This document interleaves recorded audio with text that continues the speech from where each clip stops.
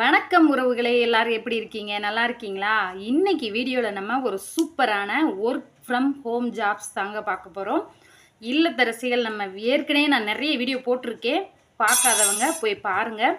பார்க்கலைன்னா நான் டிஸ்கிரிப்ஷனில் லிங்க்கும் கொடுக்குறேன். அதாவது கமெண்ட் பண்ணுற இடத்துக்கு கொஞ்சம் மேலே மோர்னு இருக்கும். அந்த ஆப்ஷனை தொட்டிங்கன்னா நிறைய வீடியோஸ் வரும். ஏற்கனவே நம்ம ஒர்க் ஃப்ரம் ஹோம் ஜாப்ஸ் என்னென்னலாம் பண்ணலாம் நான் நிறைய வீடியோ போட்டிருக்கேன். அதோட ஒரு சின்ன ரீகேப் பார்த்துட்டு கண்டினியூ பண்ணலாம். Welcome from Tarun Sundar family. Subscribe பண்ணலைன்னா சப்ஸ்கிரைப் பண்ணிக்கோங்க, லைக் பண்ணலைன்னா லைக் பண்ணிக்கோங்க. வாங்க வீடியோக்குள்ளே போகலாம். நம்ம முதல்ல பார்க்க போகிற ஜாப் என்னன்னு பார்த்தீங்கன்னா, நம்பர் 1 சாப்பாடு தான். எப்பயுமே சோறு தான் முக்கியம். மனுஷன் வாழ்கிறதுக்கே சோறு தாங்க ஆதாரம். இன்றைக்கி நிறைய இளைஞர்கள் கிராமத்துலேருந்து டவுனுக்கு வேலைக்கு போகிறாங்க, வேலை தேடி.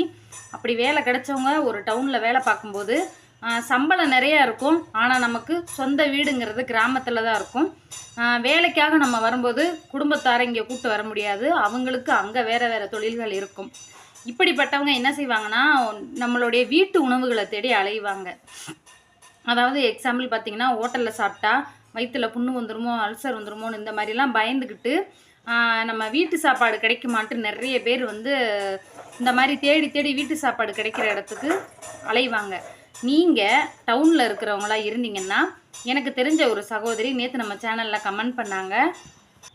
என்ன கமெண்ட் பண்ணாங்க அப்படின்னு பார்த்தீங்கன்னா, நான் ஆர்டர் எடுத்து சாப்பாடு கொடுக்குறேன்ப்பா. அதாவது சாப்பாடு வேணுங்கிறவங்க எங்களுக்கு கால் பண்ணுவாங்க. நாங்கள் சாப்பாடு சமைச்சு பார்சல் டெலிவரி மாதிரி கொடுக்குறோம் அப்படின்னாங்க. இதே மாதிரி இது ஒரு சூப்பரான ஜாப்புங்க. முடிஞ்சால் இதை நான் ஏற்கனவே சொல்லியிருக்கேன் டீட்டெயிலாக. அதே மாதிரி நீங்களும் ட்ரை பண்ணுங்கள். இல்லையா, நம்ம திருடுறது, பொய் சொல்கிறது, தப்பான தொழில் போடுறது, இது மட்டும்தாங்க கேவலம். யாரும் ஏமாற்றாமல் நம்ம எந்த தொழில் வேணால் அவமானப்படாமல் செய்யலாம். எனக்கு தெரிஞ்ச இன்னொரு யூடியூபர் பொண்ணு, அவங்க தள்ளு வண்டியில் சாயந்தரம் ஆனால் போண்டா, பச்சி, சம்சா இதெல்லாம் போட்டு விற்கிறாங்க. சுட சுட போட்டு சேனல் இந்த பக்கம் யூடியூப்பில் லைவ் போட்டுக்கிட்டே இதெல்லாம் விற்கிறாங்க. அவங்க யூடியூப்பில் ஏதாவது டவுட்னா நமக்கு கால் பண்ணி கேட்பாங்க.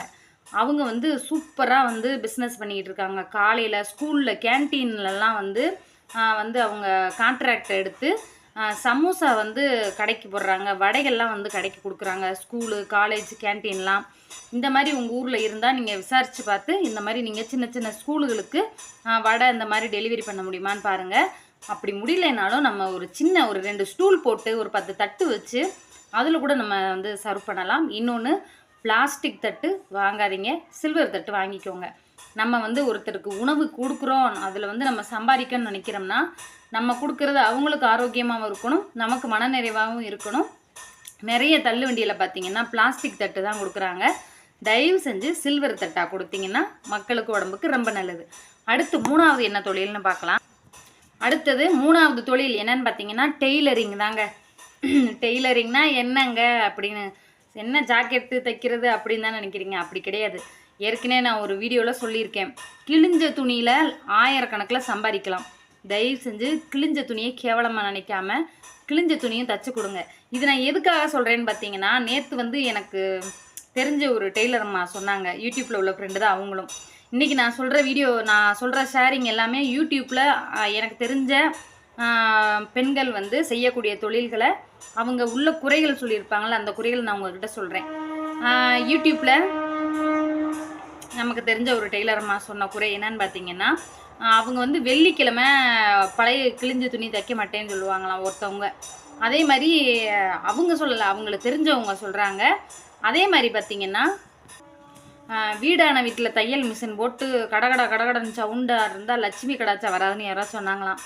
அதனால் அப்படிலாம் நினைக்காதீங்க. அப்படி நம்ம நினச்சா நம்ம தைக்கிற துணியெல்லாம் ஒரு டெய்லர் தானே தைக்கிறாங்க. டெய்லரிங் தொழிலில் இன்றைக்கி நல்ல லாபம். ஒரு ஃபங்க்ஷன் பார்த்திங்கன்னா, நான் ஒரு ஜாக்கெட் எடுத்தால் 2000 வாங்குறாங்க, 3000 வாங்குறாங்க. எப்படி இவ்வளோ காசு கொடுத்து தைக்கிறாங்கன்னு தெரில. அவங்களும் எப்படி இவ்வளோ காசு வாங்குறாங்கன்ட்டு எனக்கு தெரியல. ஆனால் அதில் அவ்வளோ வேலைப்பாடு இருக்குதுல்ல. அவங்க அவ்வளோ கஷ்டப்பட்டு ஒரு ஜாக்கெட்டை ஒரு வாரத்துக்கு தைச்சாங்கன்னா 4000 5000. அதுவே கல்யாண ஜாக்கெட்டு, ஒரு ஃபங்க்ஷனுக்கு பொண்ணுக்குள்ள ஜாக்கெட்டு, இந்த மாதிரிலாம் தைச்சா அவங்களுக்கு அவ்வளோ பணம் வருமா. இது ஒரு டெய்லர் என்கிட்ட ஷேர் பண்ணதை நான் உங்ககிட்ட ஷேர் பண்ணுறேன். இப்போ ஒரு கல்யாண பொண்ணுன்னு எடுத்தாங்கன்னா கல்யாண ஜாக்கெட்டு மட்டும் இருக்காது. நிச்சயதார்த்தம், மெஹந்தி ஃபங்க்ஷனு, அப்படி இப்படின்னு இப்போ என்னென்னமோ வைக்கிறாங்க. எங்கள் ஊர்லலாம் பார்த்தீங்கன்னா நான் பரிசா மறுநாள் கல்யாணம் 2 ஜாக்கெட்டு தான். இப்போ அப்படி கிடையாது இல்லையா? ஒவ்வொரு ஃபங்க்ஷனாக வைக்கிறாங்க. காலையில் ஏதோ ஒரு முகூர்த்தங்கிறாங்க. ஒரு கல்யாணம்னா பொண்ணுக்கே இப்போ 4-5 சேலையெல்லாம் எடுக்கிறாங்க. இப்போ ஒரு கல்யாணத்துக்கு அந்த பொண்ணு ஒரு ஜாக்கெட் கொடுக்க ஆரம்பிச்சிச்சுன்னா 4 ஜாக்கெட் 5 ஜாக்கெட் கொடுத்தா ஒரு ஜாக்கெட் 2000 3000 வச்சா ஐநாங்கு ஏதோ ஒன்று கணக்கு போட்டுக்கோங்க. ஒரு 10லேருந்து 15,000 ரூபா வரைக்கும் சம்பாதிக்கலாம்ல. இந்த மாதிரி டெய்லரிங் தொழிலில் சூப்பராக சம்பாதிக்கலாம். அதையும் சூஸ் பண்ணிக்கோங்க. இப்போது 4வது என்ன தொழிலுங்கிறது பார்க்கலாம். ரேஷன் கடையில் ஒரு ரேஷன் கார்டுக்கு குறைஞ்சது 20-25 கிலோ அரிசி தராங்க. 30 கிலோ அரிசி கூட தராங்க. அரிசியை வாங்குங்க, வேண்டான்னு சொல்லாதீங்க. அரிசியை வாங்கி நல்லா புடைச்சி கழுவி அதை வந்து ஊற வச்சு அரைச்சி அதை கூழ் மாதிரி காய்ச்சி கூழ் வடகம் போடுறாங்க. அப்புறம் வந்து ரவுண்ட் ஷேப்பில் வடகம் போடுறாங்க. ஒரு வடகம் பார்த்தீங்கன்னா 5 ரூபா பாக்கெட் உங்களுக்கு காட்டுறேன் பாருங்கள். இந்த வடகம் வந்து பார்த்தீங்கன்னா 6 ரூபா மக்களே. 6 ரூபாய்க்கு இதில் என்ன இருக்குது? ஒன்றுமே இல்லை. ஒரு ஜீரகம் இல்லை, ஒரு மிளகா இல்லை, ஒன்றுமே இல்லை. ஆனால் இது 6 ரூபா. இது வந்து வெயிட்டு கூட இல்லை, கொஞ்சம் அந்த இவ்வளோ தான் இருக்குது. இது 6 ரூபா. நம்ம 30 கிலோ அரிசியில் எவ்வளோ வடகம் போடலாம்? நமக்கு தேவையான இன்வெஸ்ட்மெண்ட் இதில் என்னன்னு பார்த்தீங்கன்னா, இந்த பேக்கிங் பண்ணக்கூடிய ஒரு மிஷின் தாங்க வாங்க போகிறோம். இந்த கவர் வாங்க போகிறோம். இதில் வந்து இந்த பேக் பண்ணுற அதில் வந்து மேலே வந்து பேக் பண்ணக்கூடிய இருக்குல்ல, இதுக்கு ஒரு மிஷின் இருக்குது. அது எவ்வளோ மிஞ்சி போனால் ஒரு 3000 ரூபா 4000 ரூபா வரும். இதே மாதிரி நம்மளும் நம்ம வீட்டில் அரிசி கிடைக்கலனாலும் நம்ம தெருவழியோ இப்போ யாரும் அதை வந்து சாப்பாடு சமைக்கிறதில்ல. இட்லிக்கு போடுறாங்க, இல்லைன்னா யாருக்காவது கொடுத்துட்றாங்க, மாவு விற்கிறவங்களுக்கு கொடுத்துட்றாங்க. அப்படி நம்ம இதை வந்து வாங்கி இதை வந்து நம்ம கண்டிப்பாக நம்ம இதே மாதிரி வடகம் போட்டு நம்மளும் ஒரு வாழ்க்கையில் முன்னேறதுக்கு இது ஒரு சூப்பரான ஐடியா. முடிஞ்சால் நீங்களும் ட்ரை பண்ணி பாருங்கள், கண்டிப்பாக லாபம் கிடைக்கும். அடுத்து 5வது என்ன தொழில்னு பார்க்கலாம். அடுத்து வந்து கும்பகோணத்தில் வீட்டில் இருக்கக்கூடிய பெண்கள் நிறைய தொழில் செய்கிறது. மெழுகுவத்தி தயாரிக்கிறது, ஊதுபத்தி தயாரிக்கிறது, சாம்பிராணி தயாரிக்கிறது, சூடம்லாம் மொத்த விலைக்கு வாங்கி அதை பாக்கெட் போட்டு 2 ரூபா பாக்கெட் போட்டு மளிகை கடை கொடுக்குறாங்க.